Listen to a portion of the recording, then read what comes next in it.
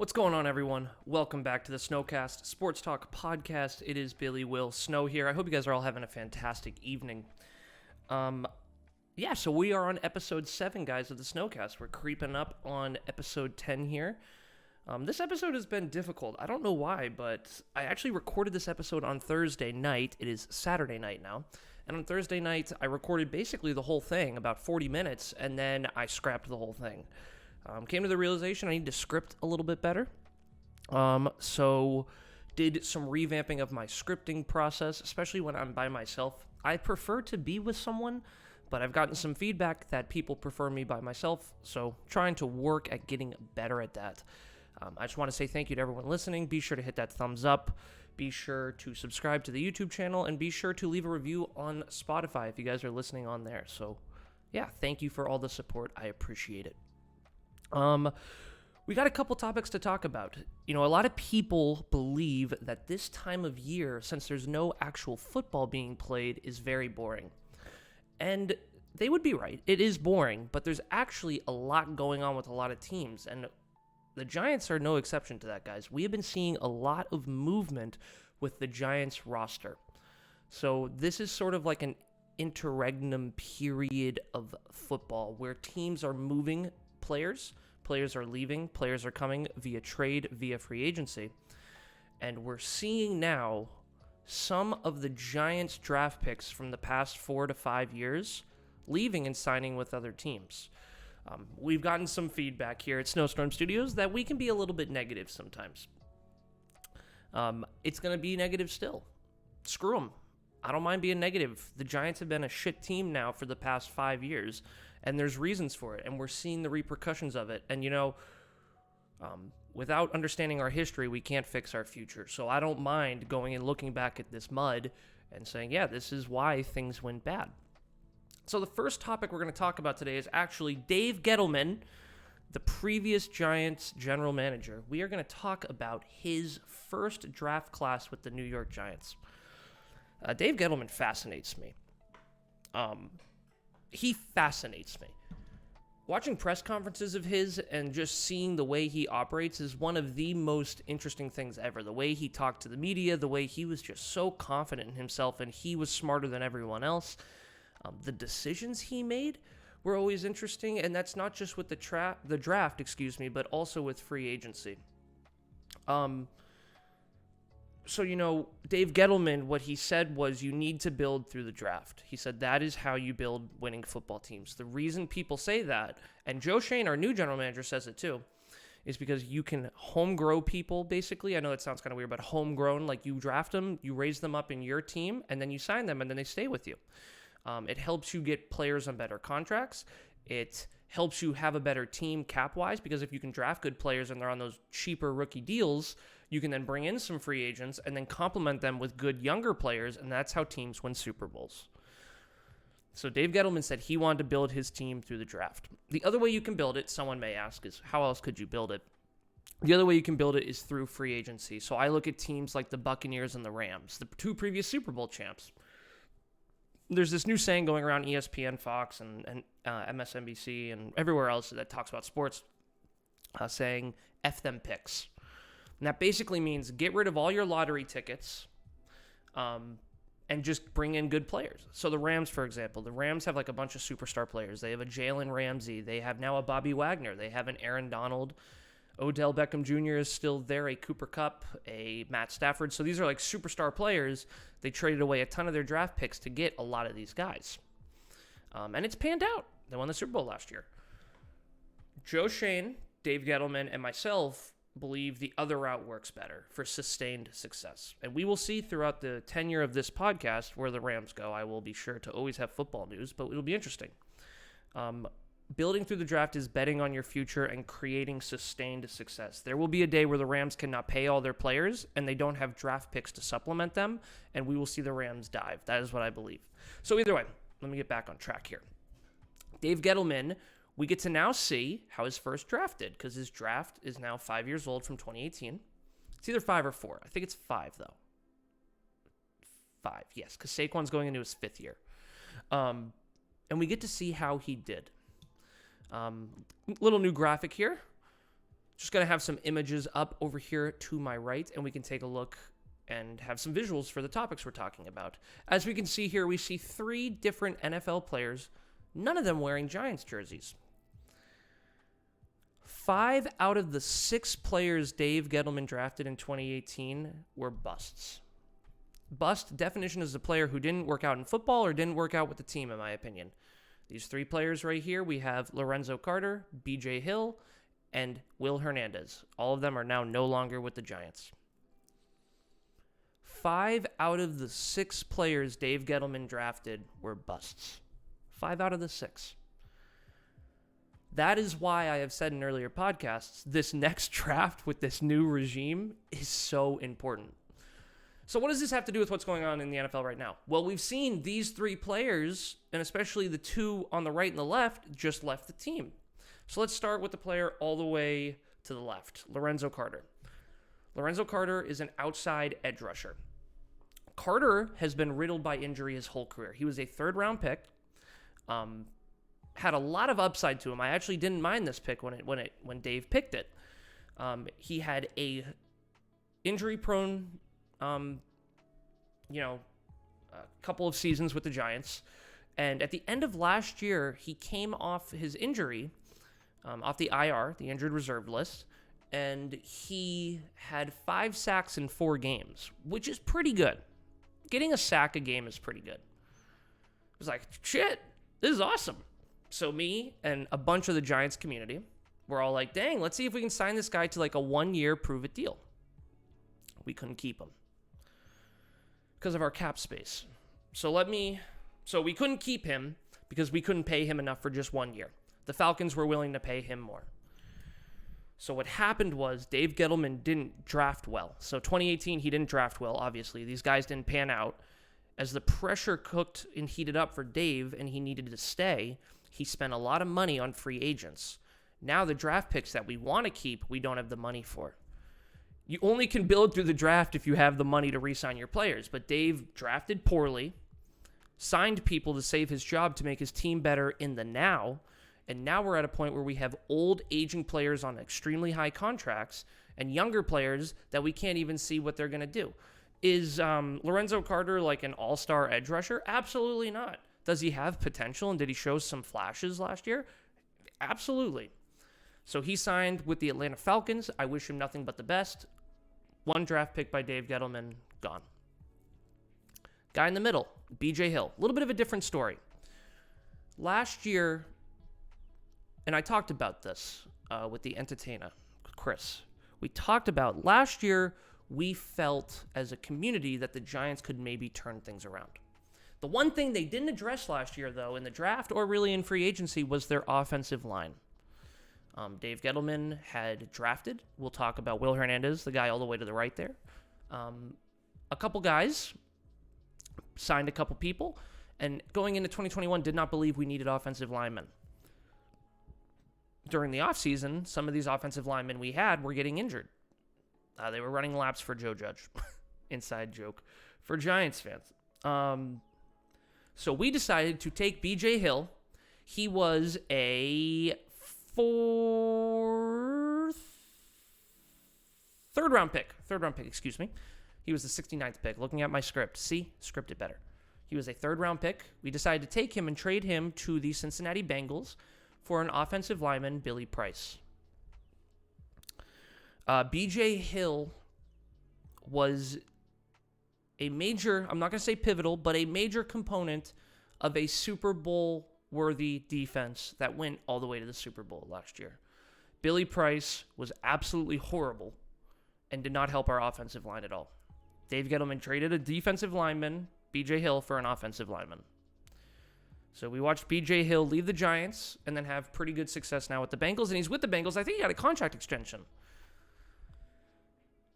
Guy all the way on the right. That's Will Hernandez. Will Hernandez is a little bit different than a B.J. Hill or a Lorenzo Carter. 2018 season, Hernandez played right guard and actually played pretty well.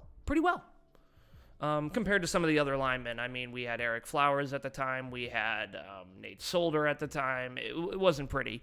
But Hernandez played well. And the thing about Hernandez that I liked, there's this mentality in football of like offensive linemen, they defend their quarterback. So like if the quarterback gets hit, the offensive linemen like go defend the quarterback. Will Hernandez like lived this. If anyone breathed on Daniel Jones weird, like Will Hernandez wanted to kick the crud out of him.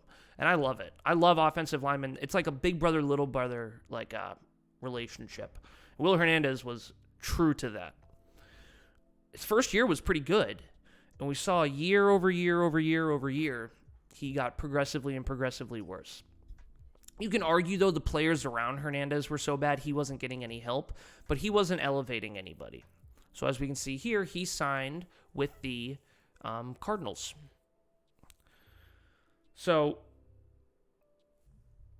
no longer a Giant. And people might be saying, hey, he had how many picks? He had 6 draft picks. Where are the other 3? So his first-round pick was Saquon Barkley, who is still on the Giants. And then his 4th-round pick was Kyle Lauletta, a quarterback who almost hit a cop speeding trying to get to practice and got arrested. And then I'm pretty sure he came back, and then they got rid of him. And then R.J. McIntosh with the 5th-round pick.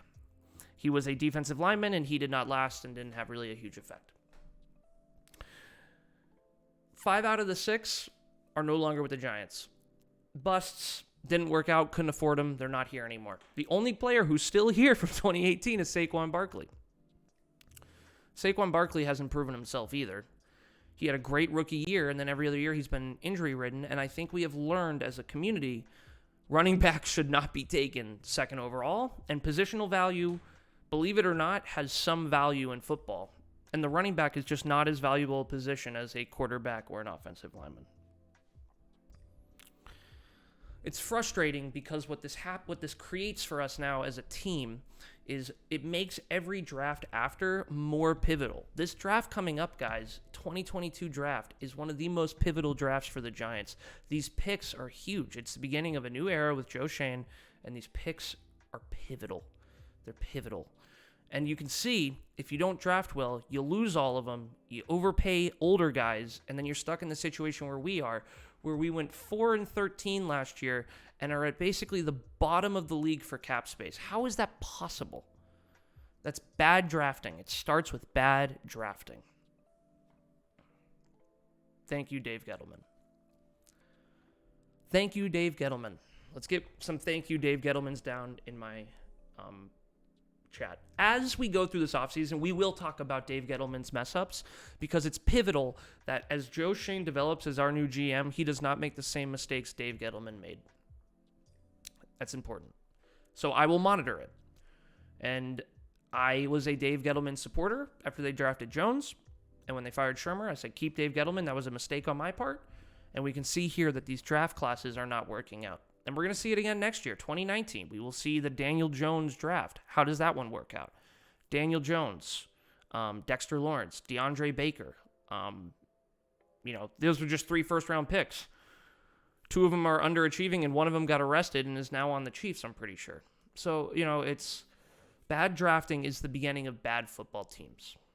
So thank you, Dave Gettleman. It's starting off negative, guys, but it's going to get better. It's going to get better. Ugh. Okay.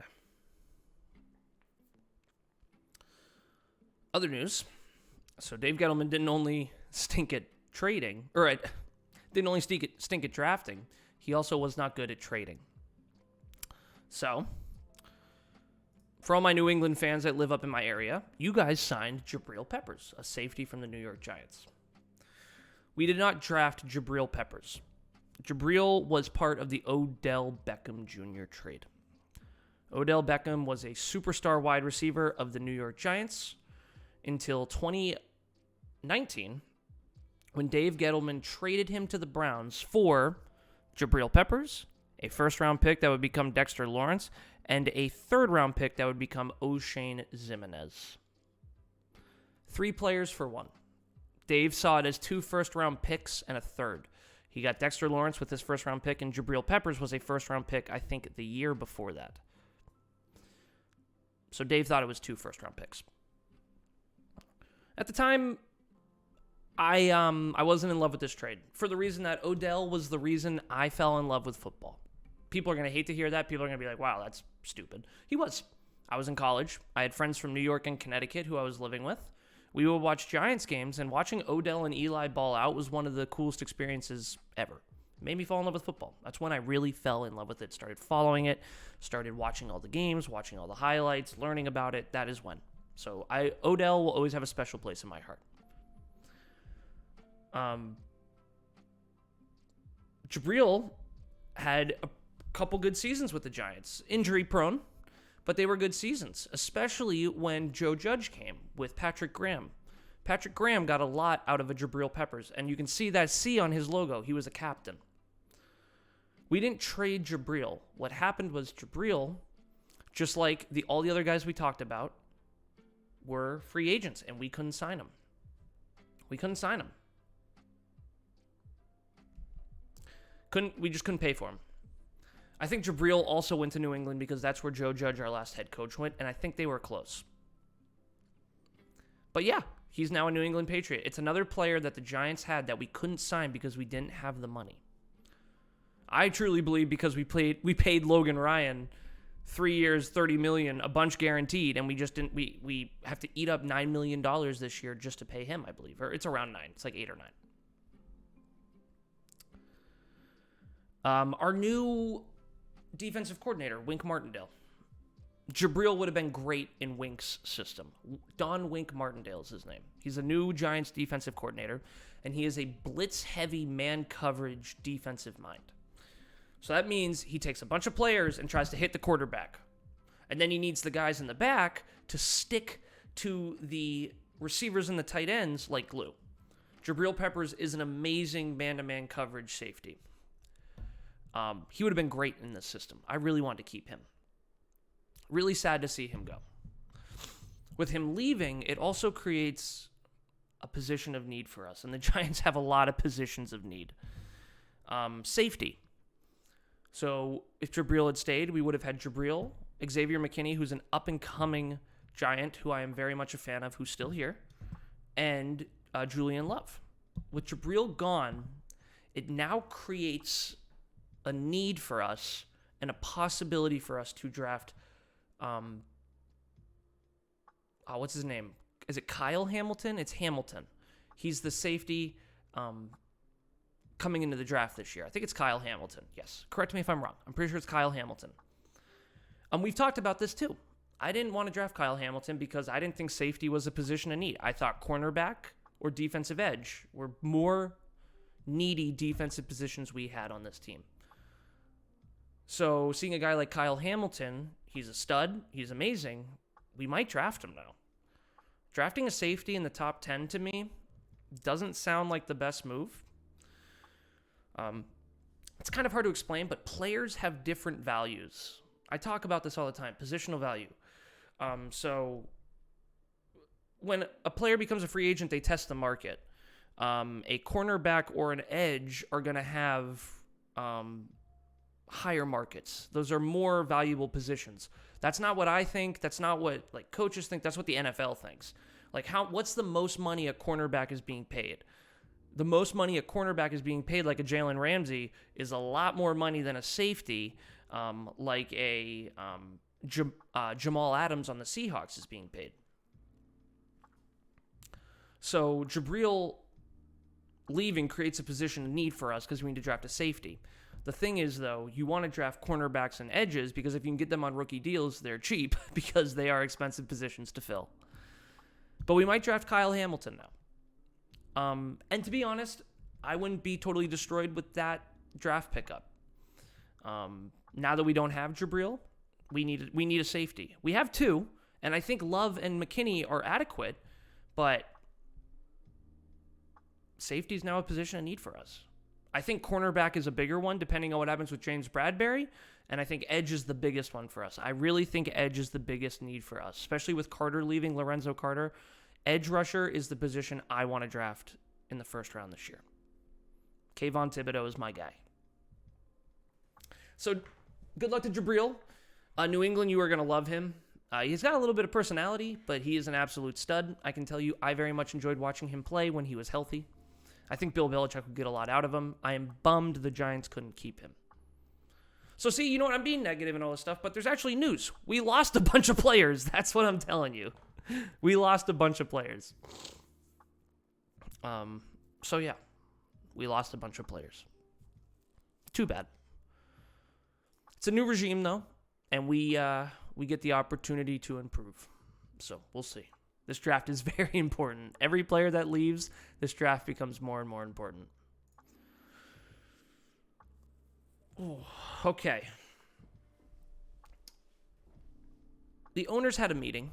The football owners, a bunch of very wealthy people who own football teams, had a meeting. And they do some press conferences and have some conversations. And our owner, John Mara, he owns 50% of the Giants, and then Steve Tisch owns the other 50%. John Mara decided to come out and talk a little bit about Daniel Jones, the Giants' current starting quarterback. I am going to play a clip, and then we will discuss it. What he had to say about Daniel Jones. Let me do a couple tweaks here. Let me pause the music. Hopefully it's not too loud. Then let's go here. Let me turn this up. Here we go. Owner of the team, John Mara, has been publicly supportive of Jones, and he doubled down on that over the weekend, saying, quote, "People are realizing it's by far the most important position in sports, and either you have one or you don't. We think we have one." A lot of people responded to that by saying, "I'm sorry, what?" So, John Mara came out and said, people are realizing the quarterback is an important position, and we think we have one.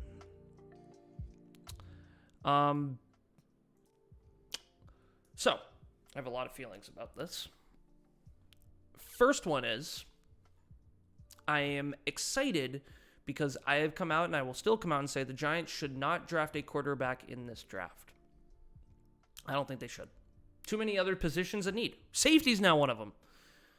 So the owner talking about how much he loves Daniel Jones makes me seriously think we're not drafting a quarterback in this draft. I love that. Now, that doesn't mean I love Daniel Jones. For example, the Tyrod Taylor signing, the new backup quarterback we have. I thought that was a very smart move by the New York Giants for two reasons. One, Jones gets hurt, and we need someone competent to go in and fill in for him at some point this year. I do not want to watch a Mike Glennon or a Jake Fromm State Farm go out on that field. Not anymore, please. And then secondly, DJ, Daniel Jones, needs to know that he's on notice. It's your fourth year. It's time. You got now an offensive, innovative coach and a very innovative offensive coordinator from the Chiefs. It's time to see what you got. And Daniel Jones needs to know if he doesn't perform, Tyrod Taylor can step in and can perform. We've seen Tyrod Taylor do it on a slew of teams. He can do it for the Giants. Like I said, in the short term, I love this. I love it. I want the Giants to not draft a quarterback. I want them to draft an offensive lineman and then a cornerback, an edge rusher, or trade down. That is what I want. I want them to take Charles Cross, Ike Ekwonu, or Evan Neal, and then 7 cornerback, edge, or trade down. There's no quarterbacks in there. No quarterbacks. Not this year. We learned having an unstable offensive line and a poor team built around a rookie quarterback does not really help a rookie quarterback. The Giants roster right now, I would argue, is as bad as it's been since 2017. Probably has been as bad as it's been. There's some nice pieces. We've talked about some of the offensive line help that they've brought in, like a Joe Feliciano or a Glowinski, the other offensive lineman we brought from Indianapolis, excuse me. Those are good players.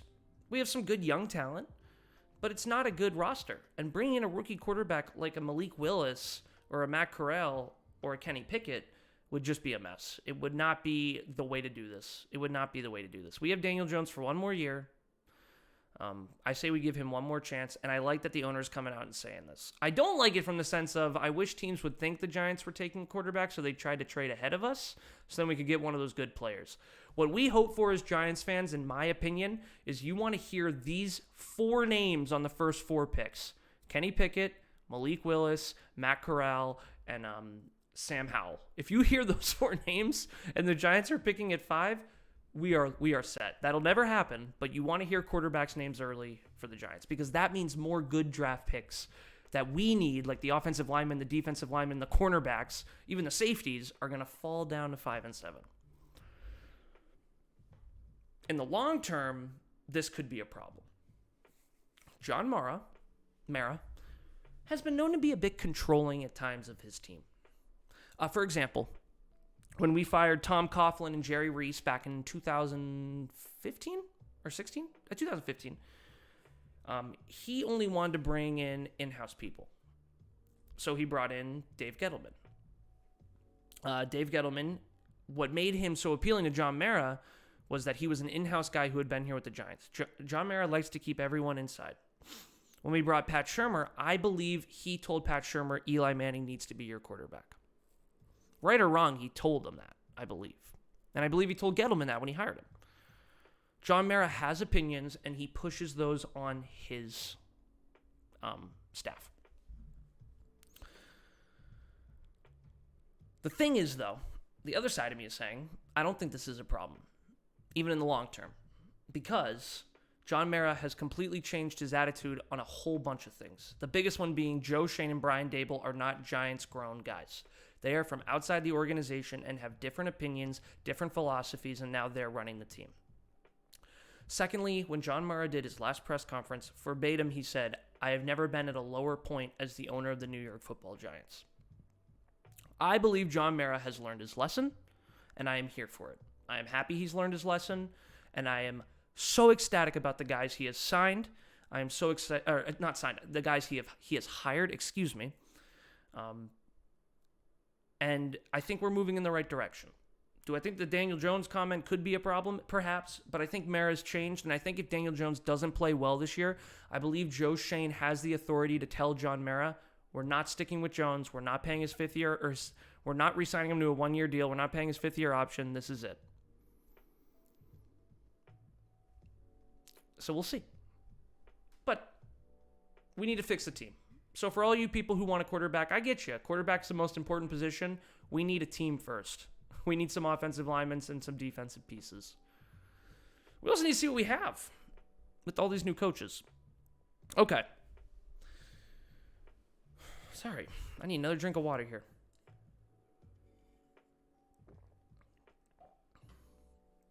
Our new coach, Brian Daboll. I'm going to go positive now because I am so excited for this guy. I love Brian Daboll. I like the person. I like the coach. I like the offensive strategy and philosophy. I am a Brian Daboll fan. For anyone who's interested, look up Brian Daboll on YouTube and just watch some of his interviews and just see how he talks and his mannerisms. I am a huge fan. Very authentic. Authenticity is very important to me. I like that. Joe Judge was this rah-rah guy who was, we're going to run laps and, we're going to be a no-nonsense, not going to beat ourselves team. And then all of that was BS, and none of it worked. Brian Daboll comes in with a much more authentic style and aura around him. So I am a huge fan of that. But our new coach, he had some press conferences too, and he was talking a little bit about some of the players on his team. So I'll pull up the tweet here.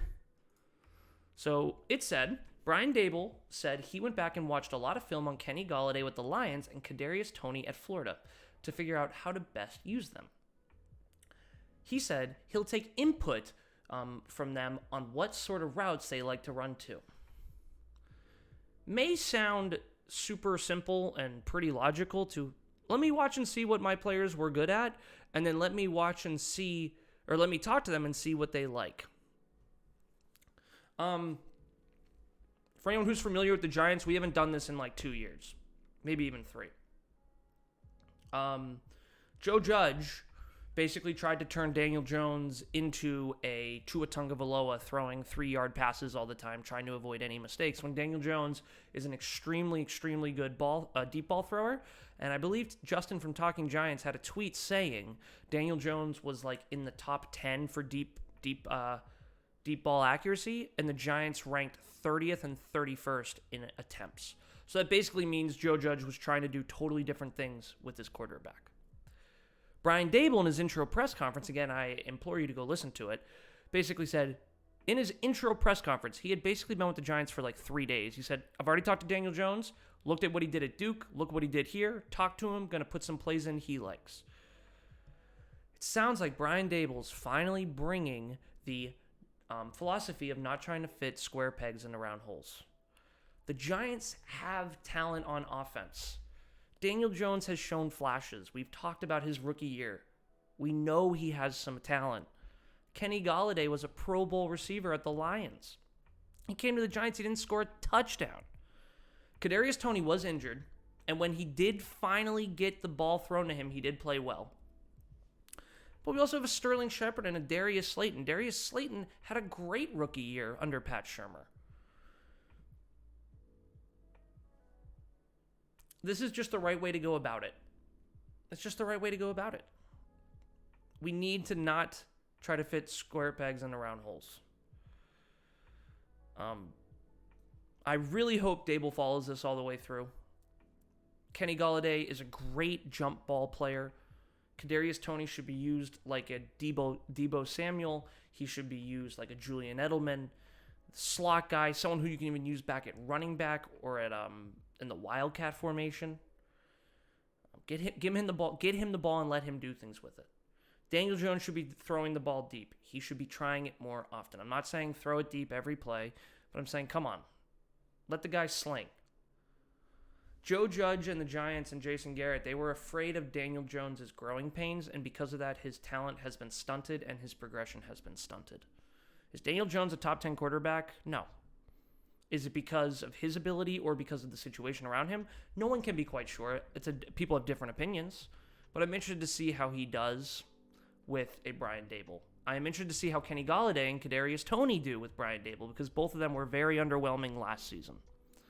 Love Brian Daboll. I'm excited for our new coach. I love these comments about looking at the film, what these guys did well, and then talking with them, building relationships, and then talking with them to figure out what we should be calling as an offense. I love it. Create those relationships, that connection. Nobody cares about how much you know until they know how much you care. That is a Brian Daboll quote that I love. And I think if the Giants follow that we will see change in the next couple seasons. If we don't, you all can come back here and tell me I was an idiot. Because I could very well look like an idiot, because the Giants' track record with new head coaches is rough. Final topic. There was some league changes to the overtime rules in the NFL.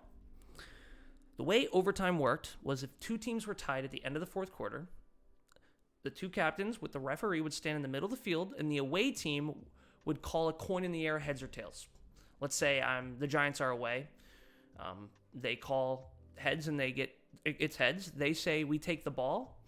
They get the ball, and if the Giants score a touchdown, the game's over. Giants win. The other team does not get a chance. This has always been, contested, and people haven't been a fan of this. As a football watcher, there's things I like and don't like about it. I can tell you one of the things I like about it is sometimes I want the game to end so I can go to the next game. So if it's just quick in the overtime, it's like whoever wins the coin toss, they get the ball, they can win. But if they don't get the ball and then the other team gets the ball and they score, then they win. These rules are changing. So this new rule that's going to be implemented only in the playoffs, this will not be in the regular season, this is only in the playoffs, would basically say each team gets the ball at least once. What started all this? Last year, the Bills and the Chiefs, Brian Daboll's last game as the offensive coordinator of the Bills, was one of the most exciting, fun football games I've ever watched in my life. One of the most fun football games I've ever watched in my life. Two teams were tied. Both offenses were humming. And basically the game came up to chance. Because when they win the overtime, whoever won the coin toss won the game. Chiefs won the coin toss. They went down and scored. That was the end of the game. And the football world was furious. And Bills Mafia was furious. And they said, our offense didn't even get to touch the ball. And it created this whole outrage and discussion about what the overtime rules should be. So now, in the playoff season, in the playoffs, each team gets a chance to score. So if we went back and this new rule is in place, the Bills would have gotten a chance as well. If they don't score, then they just lose the game. But they get a chance to stay in the game as well. It'll be interesting to see how this works. It'll be interesting. One of the things we saw that I kind of want to comment on was the Ravens. I kind of liked this. The Ravens would score the tying touchdown, and a touchdown is worth 6 points, and then instead of kicking the extra point, they would go for 2.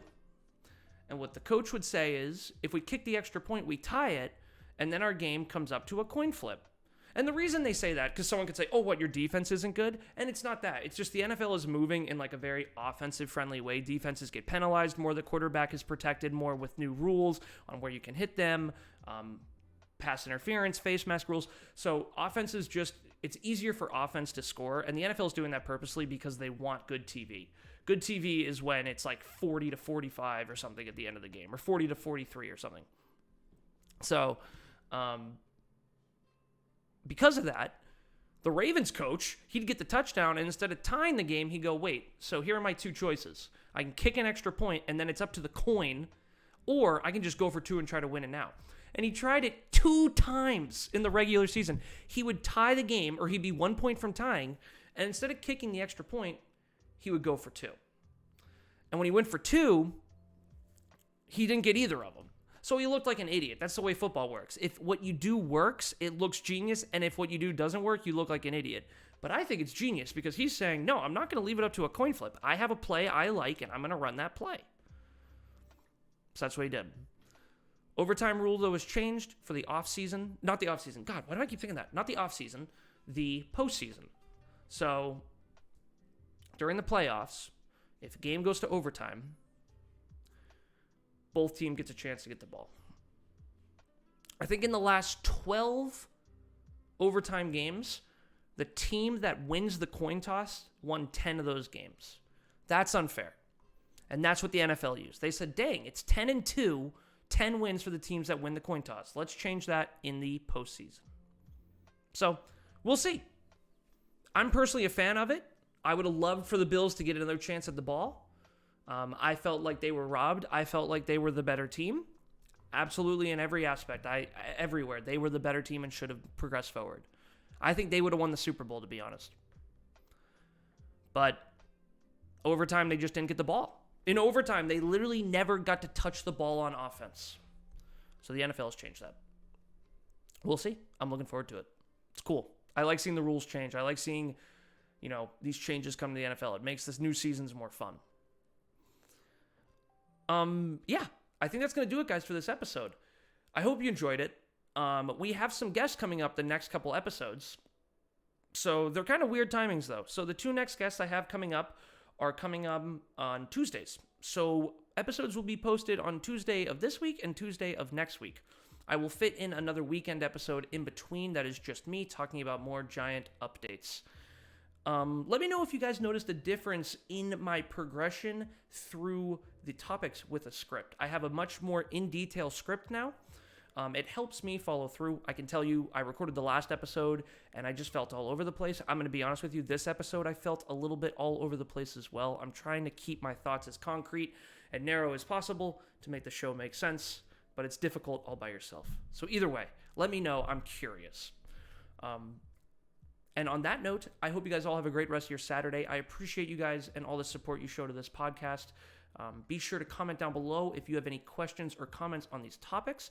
And also, if you put your questions down below, I will answer them on the next podcast. So if you want to be featured, just put a question down below and we'll take a look at it. All right, everyone. Enjoy the rest of your Saturday. I will see you all soon.